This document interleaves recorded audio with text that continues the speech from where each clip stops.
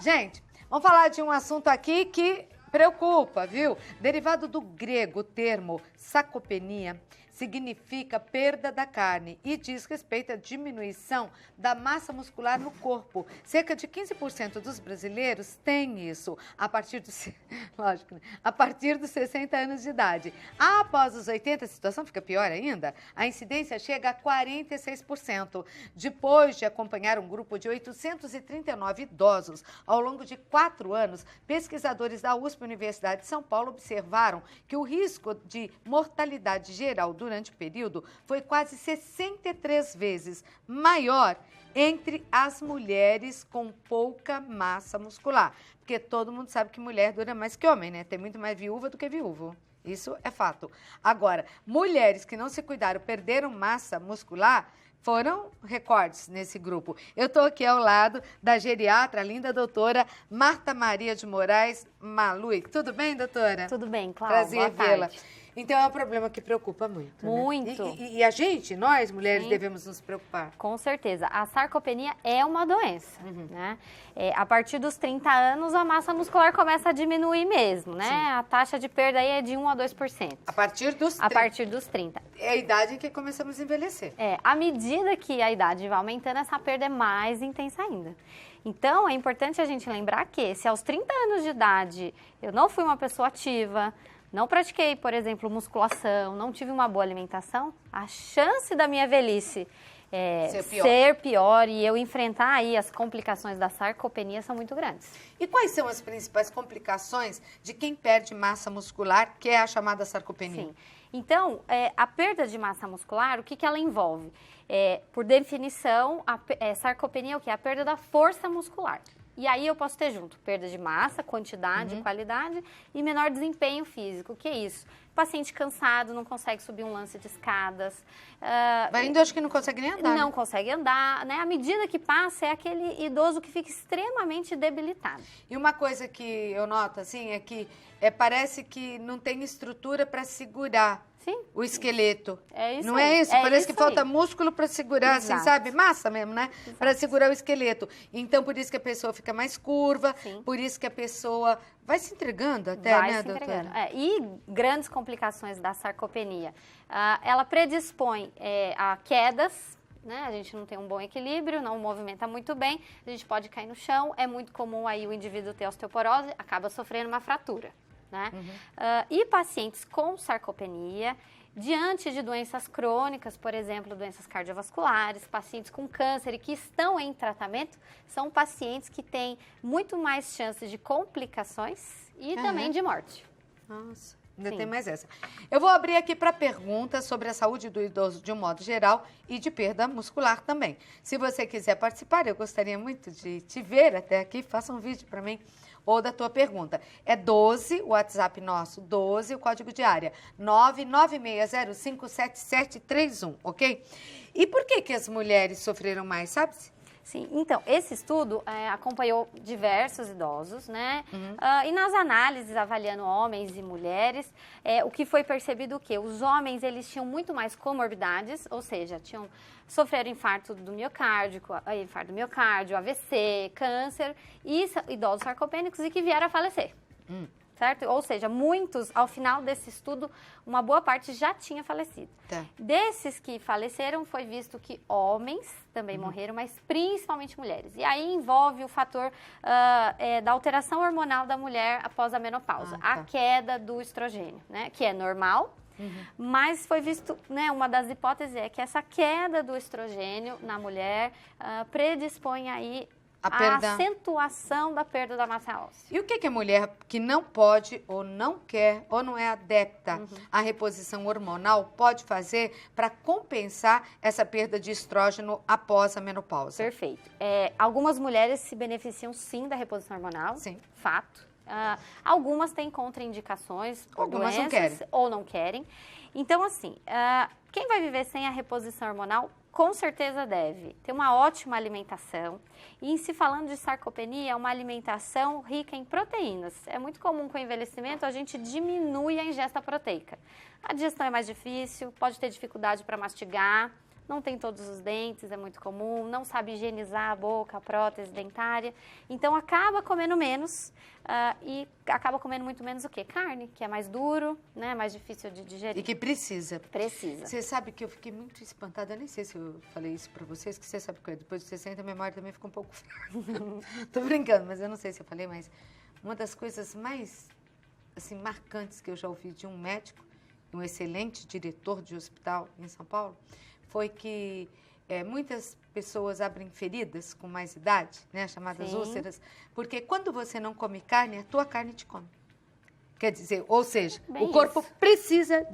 Precisa, exato. Então, olha, se você for pensar nisso, como a proteína é importante. Exato. Não é? Então, a proteína é importante, a prática de atividade física também. Sim. E atividade física, a gente fala de exercício resistido. No português, Musculação. claro, musculação. Exato. Ele que oferece ganho de força muscular, potência muscular e é a base da prevenção e do tratamento para sarcopenia.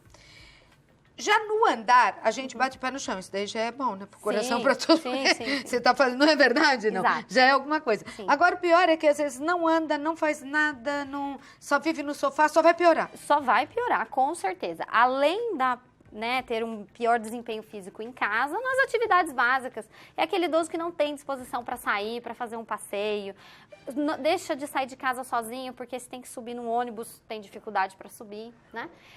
E sem contar que as doenças crônicas que acompanham esse indivíduo se complicam muito mais, com certeza. Então, passa melhor, chega lá na frente melhor quem tem massa óssea. Agora, o que é a osteoporose?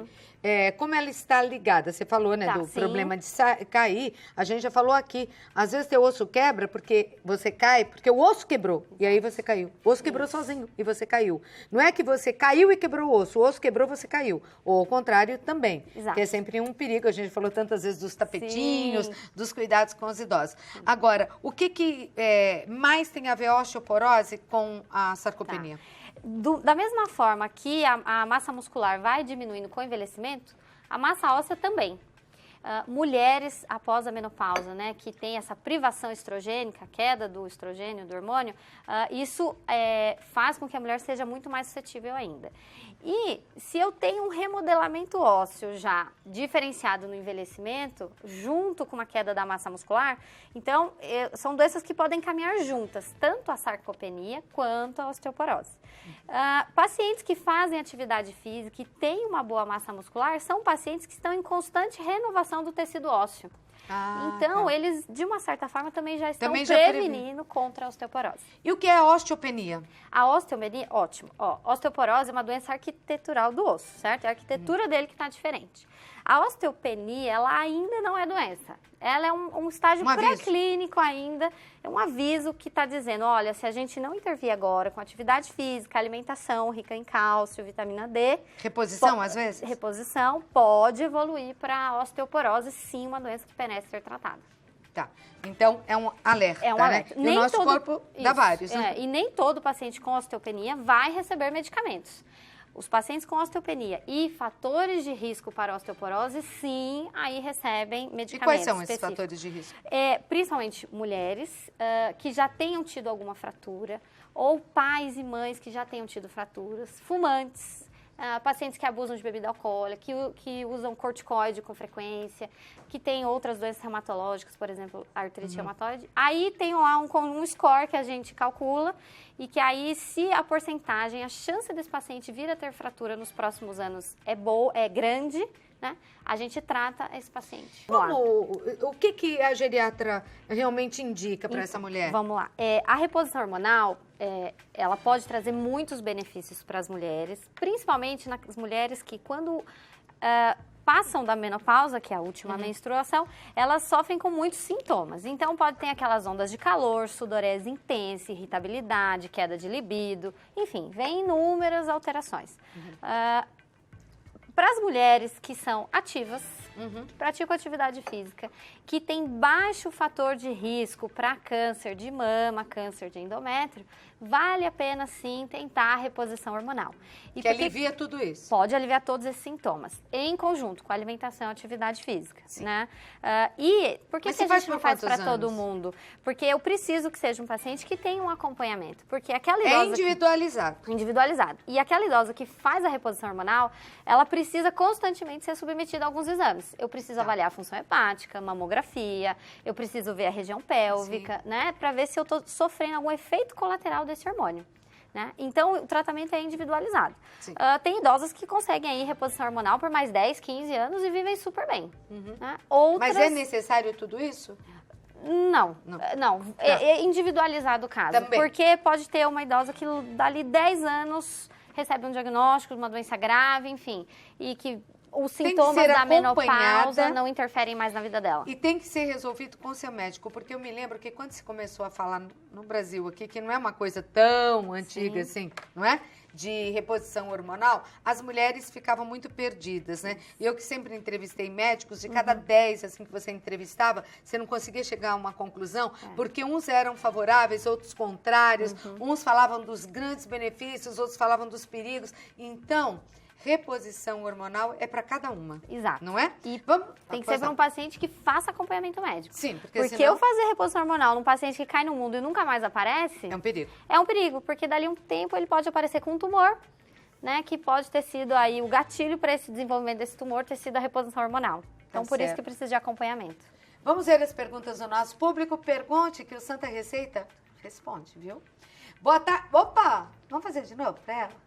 Boa tarde, Santa Receita! Boa tarde! Claudete, doutora, aos 33 anos sofri uma fratura de coluna e desde então tenho perdido muita massa muscular. Tentei entrar na academia, mas não fui aceita. Hoje tenho 39, muito linda, muito jovem e muito cansaço e fraqueza. O que posso fazer para melhorar? Ela é da Tijuca, Rio de Janeiro. Eles ficaram com medo, será, de aceitar? Então, a academia não aceitar. Vamos lá. Bom, Fernanda, você é uma mulher muito jovem, né? Então, realmente, a gente tem que pensar, daqui 30 anos, como é que você vai estar? Ele ajuda, com certeza. É um Pilates que tem que ser bem voltado e focado para o ganho de massa muscular, sim. O Pilates, ele é um ótimo exercício para complementar a musculação. Pacientes não gostam muito, às vezes, de academia. E o que eu acredito, né, que você pode fazer para melhorar?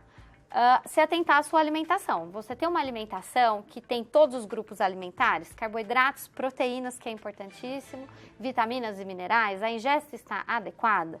E claro, a gente tem sim que ter um plano de atividade física. Então eu recomendo, né, que encontre algum profissional que entenda da reabilitação.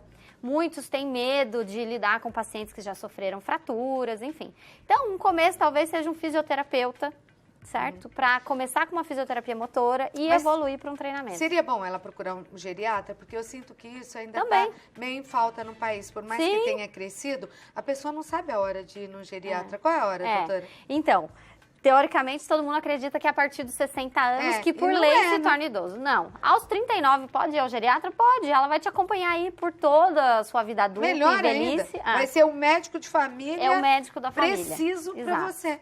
Quer coisa melhor do que isso? Então, porque se ela procurar um geriatra, acho que ele vai poder dar essa linha, né? Com certeza. Dar um norte, né? Para reabilitação, ganho de massa muscular e melhorar a qualidade de vida.